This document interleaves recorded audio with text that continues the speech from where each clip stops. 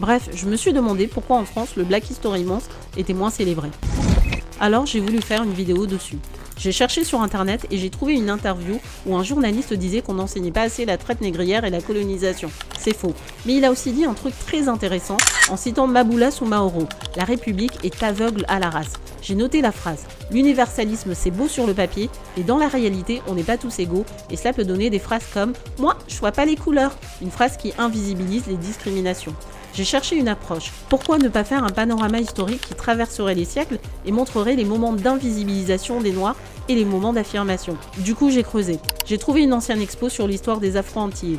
J'ai appris qu'au XVIIIe siècle, il y avait environ 5000 Noirs dans les villes de l'Atlantique et à Paris. J'ai appris que Joseph Bologne était le fils d'un planteur guadeloupéen et d'une esclave, mais surtout compositeur virtuose, champion d'escrime et colonel sous la Révolution. J'ai aussi appris que Raphaël Padilla était un artiste de cirque très connu au début du XXe siècle et qu'on l'a appelé Chocolat toute sa vie. Et ça m'a un peu énervé. J'ai découvert que la France avait eu son Mohamed Ali avant Mohamed Ali. Il s'appelait Battling Siki, il a été champion du monde, 3 fois champion d'Europe et soldat de la Première Guerre mondiale, engagé volontaire dès 1914. J'ai tourné en rond, j'ai scrollé, j'ai regardé l'heure, 16h visio, j'avais 2 heures pour trouver une idée, écrire le script, tourner, monter, publier. J'ai fait un café, puis j'ai pensé.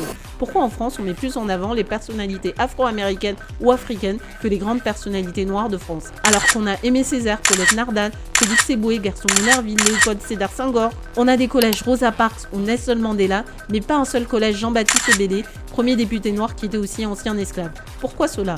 Je me suis rendu compte que je me posais trop de questions. J'ai arrêté de me prendre la tête, j'ai allumé mon téléphone et j'ai commencé à tourner. Bref, j'ai fait une vidéo pour célébrer le mois de l'histoire des Noirs de France.